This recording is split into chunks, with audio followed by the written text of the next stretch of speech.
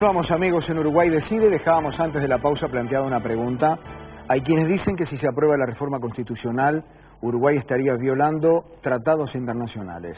¿Felipe, es así? Yo, Fernando, francamente creo que no. En primer lugar, porque esta es una reforma constitucional.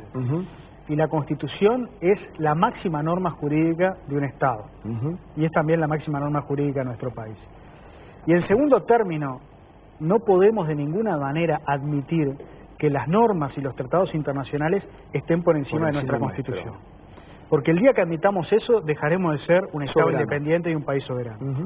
En segundo término, lo que dice la Convención de los Derechos del Niño es que no se puede tratar a los menores como adultos. Y esta propuesta no plantea eso. Primero porque es una baja de la edad de imputabilidad parcial para un número acotado de delitos. Bueno, a partir de los 16 años ya son adultos. Exacto, pero no se les va a aplicar todo el Código Penal, o sea, no se les va a tratar con la misma legislación. Un menor, si comete un hurto o si comete un delito de bagatela, va a seguir aplicándosele el Código de Niñez y la Adolescencia. Estamos hablando, no lo hemos dicho, pero creo que la gente lo sabe, ¿verdad? Delitos graves, homicidio muy especialmente agravado, violación, secuestro, extorsión, privación de libertad, que es un copamiento. Ahí está. Y una segunda cuestión que me parece esencial, esos jóvenes no van a ir a cárceles de adultos. Quiere decir que en el aspecto de la reclusión y de la privación de libertad no se los va a tratar igual que a los mayores. Me parece que son diferencias sustanciales que hacen que no se configure esa máxima que establece la Convención de los Derechos del Niño de tratar a los menores como adultos. No se podrán modificar después los delitos porque el proyecto de reforma dice los delitos que indique la ley. Por supuesto, en el futuro se pueden incluir nuevos delitos. Pero ya que me hablas de lo que se dice en el exterior, yo creo que es inadmisible lo que está haciendo UNICEF. Porque una cosa inadmisible. Inadmisible. UNICEF. Sí, una cosa. ¿Estás cuestionando UNICEF? Absolutamente, porque está haciendo campaña. Está haciendo la campaña, son adolescentes, con spots, con testimonios en las redes sociales. Está operando políticamente. Y eso es incidir en lo que tiene que ser la decisión soberana de un Estado y lo que tiene que ser la decisión soberana de los uruguayos en las urnas. Eso no puede hacer un organismo internacional. Pero le vamos a enviar en estas horas una carta a las máximas autoridades de UNICEF. Está perfecto que se emita opinión. Es un organismo de las Naciones Unidas. Pero justamente por eso nosotros estimamos que estamos ante una nueva colonización de los organismos internacionales. Esto es sumamente grave, no lo habíamos visto jamás, que estén directamente incidiendo en lo que es una decisión que tienen que tomar soberanamente los uruguayos. ¿Estarán tratando de convencernos de que eso no es bueno por preservar los derechos humanos? Bueno, pero con eso basta con emitir una opinión, pero hacer una campaña, poner a Natalia Oreiro y a otra figura, me parece que es demasiado y es un atentado contra la soberanía del Estado. Fabián, Felipe, decime una cosa, cuando tú decís, por ejemplo, que hay una sensación de que los acuerdos internacionales no pueden estar por encima de la Constitución, ¿los acuerdos internacionales de los países se firman para ser violados? De ninguna manera. Y entonces, en este caso, por ejemplo... No, pero yo recién te decía y daba dos argumentos. En primer lugar, no estamos violando. Si esto fuera una ley, yo entendería que tampoco estamos violando ningún acuerdo internacional. Pero hay necesidad de apego institucional como país, de pronto, a los acuerdos que se firman, me parece. Pero sobre este punto, Fabiana... Vamos a defender siempre respeto al derecho internacional. Tres decisiones. Primero, podrá ser relativa la baja edad de imputabilidad porque es para algunos delitos, pero para el adolescente de 16 años que cometa una rapiña va a ser absoluta. Va a ser tratado como un adulto. Más allá de que vaya a encerrarse entre rejas a un lugar con los menores y los eventuales adultos que va a haber bajo este sistema o a las cárceles de adultos de hoy en día. Por otro lado, no creo que Uruguay, por estar respetando los compromisos internacionales a los que se comprometió y se obligó a cumplir, esté perdiendo soberanía. Y si estamos violando o no las normas internacionales, creo que el que tiene más propiedad, entre otros, para opinar, son los organismos encargados de controlar el cumplimiento de esas normas. Caso de Naciones Unidas, caso de la OEA, que todos se han pronunciado curiosamente en contra de esta reforma. Y a mí algo que me preocupa es que sistemáticamente, cada vez que hay un pronunciamiento en contra de la baja edad de imputabilidad, se dice que no se debe de pronunciar. Ocurre que la Institución Nacional de Derechos Humanos se pronunció en contra de la baja, se dijo que era un rival más. Ahora UNICEF está pronunciándose como organismo rector o encargado de velar por el cumplimiento de estas normas y por el cumplimiento del sistema penal juvenil. Se pronuncia en contra de la baja, se dice que no se debe pronunciar. El monseñor Sturl, el arzobispo de Montevideo, a título personal, como salesiano, se pronunció en contra de la baja, se le dijo que se ocupe de los fieles, que le deje la seguridad a los políticos. Entonces, claro, si vemos esto como una cuestión política partidaria, parece que solamente tuvieran propiedad por opinar los que son políticos.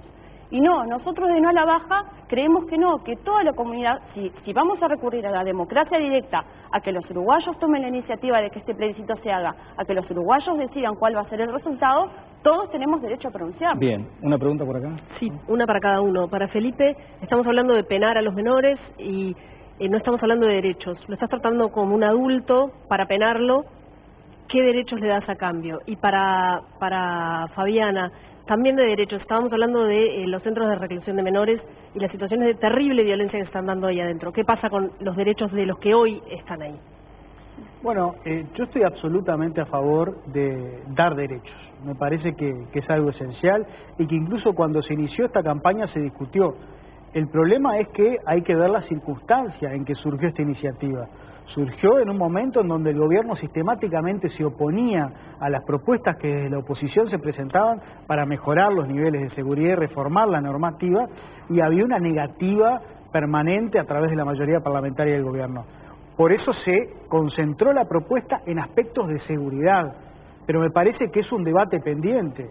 Tanto si sale o no sale la propuesta, empezar a hablar de, por ejemplo, permitirles a los jóvenes votar a partir de los 16 años. De hecho, en muchos partidos ya se puede votar, o sea que los jóvenes tienen parcialmente algunos derechos de incidencia, por lo menos en la vida de los partidos, como también derechos civiles. No hay inconveniente en ese sentido, pero el problema estaba radicado... Pero no está planteado de todas formas. No está planteado porque la reforma es una reforma de seguridad, y nosotros...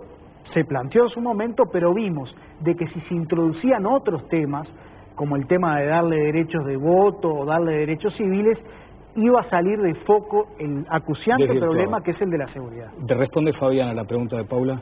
Bueno, quienes integramos de la Baja y quienes están también más allá del movimiento, estamos absolutamente preocupados por la situación actual de la privación de libertad de adolescentes. De hecho, creo que es bueno que haya finalmente llegado la justicia y estamos a la espera de que la justicia se pronuncie y estamos participando sí de iniciativas y de propuestas que tienen que ver con la mejora de esa situación. Han habido señales, señales como generar más plazas, nuevos lugares, veremos qué ocurre con el Hogar Ser dentro de la Colonia Berro, han habido medidas importantes como el plan de apoyo al egreso dentro del CIRPA, que tiene que ver con lo que la doctora Barreto decía hoy. Hay adolescentes que muestran cuando tienen oportunidades laborales, posibilidades de no reincidir y de realmente rehabilitarse, para ir a corto plazo. El viernes vamos a estar participando en un evento del proceso que contaba hoy, que hemos formado parte junto al relator de Naciones Unidas contra la Tortura, que cuestiona todas estas denuncias y están haciendo propuestas para llevar adelante la mejora del sistema penal juvenil. Es decir, esto, pase lo que pase el 26 de octubre, la discusión tiene que seguir. La seguridad es necesaria y el velar por los derechos de los adolescentes es urgente. Muy puntual, José. Sí, me da la sensación además que esto se está dividiendo ideológicamente y políticamente, es decir, frente amplistas, un sector blanco, un sector colorado apoyan el no a la baja, el sector de la calle y el sector de Bordaberry dicen sí a la baja. Es decir, esto, más allá de la reforma, ¿hay una concepción ideológica de todo esto? Sin duda, pero yo no creo que sea tanto política partidaria, porque si uno ve las encuestas, hay gente de todos los partidos que vota de un lado o vota del otro. Yo creo que la gran diferencia está entre lo que hemos venido hablando durante que empezó este programa, que es en el victimario, en la problemática del victimario, en los derechos del victimario, en las penas del victimario, pero nos hemos olvidado hablar de las víctimas. Y por eso nosotros queremos cambiar el eje con esta propuesta. Votar el sí el próximo 26 de octubre es poner en el centro del debate los derechos de la víctima. El primer párrafo de la propuesta señala que la ley establecerá como prioridad la protección de las víctimas. Y aquí lo que hemos tenido es una visión hemipléjica del asunto y del problema. Solo hacemos hincapié en la problemática del victimario, pero nos olvidamos permanentemente de la víctima, que es la persona más débil, porque la víctima no elige ser asesinada, ser violada, ser secuestrada. El joven sí tiene en consideración esas cuestiones. Nosotros queremos poner el eje en los honestos, en los que trabajan, en los que estudian. Naturalmente, atender a los menores infractores, intentar rehabilitarlos, pero darle a las víctimas una respuesta que lamentablemente no han tenido. Fabiana, Felipe, vamos con la última pregunta de los chicos.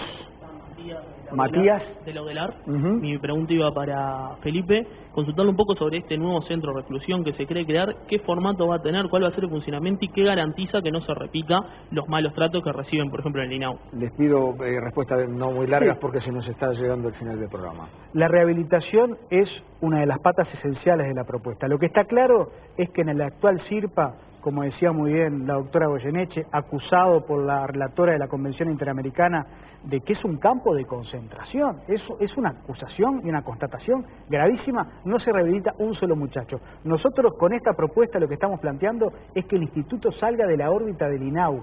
Y creo que esto es un gran avance, porque el INAU ha demostrado absoluta incapacidad para resolver el tema de la rehabilitación de los menores infractores, como cumple una función fantástica en el cobijo a cientos y miles de 60.000 niños. o más Bueno, de niños Bien. desamparados.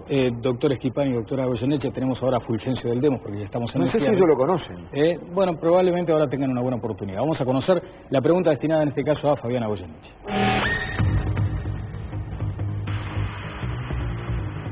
Doctora Fabiana Goyeneche, en el año 2012, el ministro Bonomi trajo a nuestro país un experto en criminología directo de los Estados Unidos, quien brindó una preciosa conferencia en la universidad pública.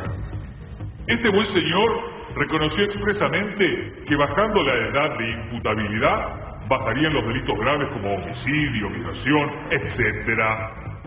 ¿Usted está de acuerdo con lo que plantea este experto de nombre Lawrence Sherman, director del Centro de Criminología de la Universidad de Pensilvania? Brevísimo, Fabiana.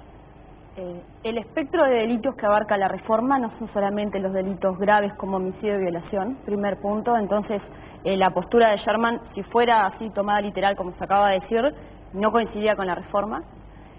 No tuve oportunidad de preguntárselo, pero por lo que pude consultar en la prensa de esa época, se dice que se le consultó si estaba de acuerdo con esta baja de imputabilidad y dijo que no. Habría que ir a la fuente, pero bueno, lo que vi es que dijo que no.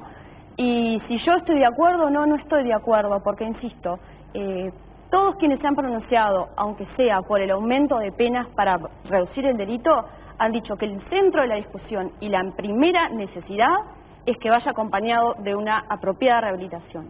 Entonces, lo primero que tenemos que cuestionarnos es si el Estado, y no lo de gobiernos, hablo del actual, del anterior, del que viene, si el Estado hoy en día está capacitado lo suficiente como para rehabilitar de forma apropiada. Yo creo que eso Una se vez responde resuelto solo. eso, recién ahí tendríamos que entrar a debatir si aumentamos o no la pena. Eso se responde solo, Fabiana. Creo que no, Creo que no. Que no, los estados Por eso decimos o que los la, gobiernos, con la que baja son de la imputabilidad representación baja viva el del Estado, no han podido. No han podido. Ale, hay estados que han podido, no nos podemos rendir. No nos podemos rendir como No, sociedad. ¿uruguayos? No, estados Yo en tengo otros 60. países. De otros países, bien. La pregunta ahora del prócer para el doctor Schipani. Doctor Felipe Schipani, observando la lógica del planteo de la baja, se me ocurre que también podría ser coherente bajar la edad de imputabilidad a los 15 o perfectamente a los 14. ¿Qué es lo que los detiene a no plantearlo? Felipe. Bueno, hay estudios internacionales y le contesto también con lo que decía Lawrence Sherman. El problema de la minoridad infractora es a partir de los 16 años. Si nosotros vemos la gráfica de dónde realmente empiezan a cometerse los delitos violentos, vemos que empieza a partir de los 16.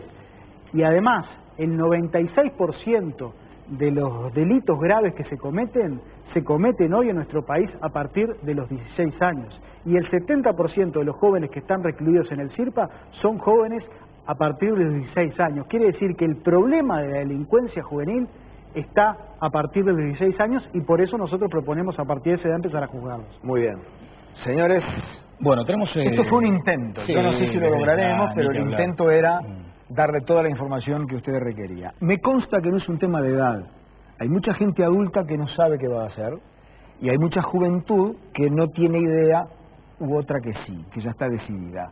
No hay cortes por edad para hacer una encuesta con rigor para decir, bueno, los veteranos van a votar por sí o por no y los jóvenes por no o por sí. Me parece que esto es un corte transversal, ¿verdad? Que alcanza a todo el mundo. Lo que quisimos nosotros fue, con la ayuda de los comunicadores amigos que nos visitaron, con la ayuda de los jóvenes estudiantes, con la presencia de ambos doctores, uno representando a cada opción, fue intentar informar algo más. Algunas claves. Decía José Luis algo interesante, también se ha ideologizado el debate bastante. Sí, es verdad. Y esa es una constatación. Bueno, hasta aquí entonces Uruguay Decide, que tiene planteada una pregunta para el próximo programa. Ahí estaremos revelando cuál es la consideración de la gente sobre un asunto que ya tiene también en estas horas bastante harta a mucha gente. Eso del debate. Debate sí o sí no. Debate no. Pero evaluemos, consideremos, consultemos. A ver qué dicen nuestros televidentes. Ustedes mandan un mensaje al 5004,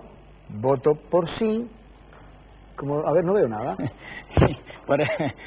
Va a ser conveniente voto el tema sí, de los lentes. ahí está, o voto no. Claro, es igual que la otra opción. Sencillo, bien sencillo. No, pero tiene que ser lente para ver de lejos. Sí, claro, no, larga vista, larga vista. Voto sí o voto no, el SMS es al 5004 en todo caso. Muchos miles de personas votaron en la decisión si votaban por sí o por no, llamaron y dijeron de su voluntad. Seguramente muchos miles también van a decidir o a decir qué opinan, si debate sí o debate no. En otros países es obligatorio el debate.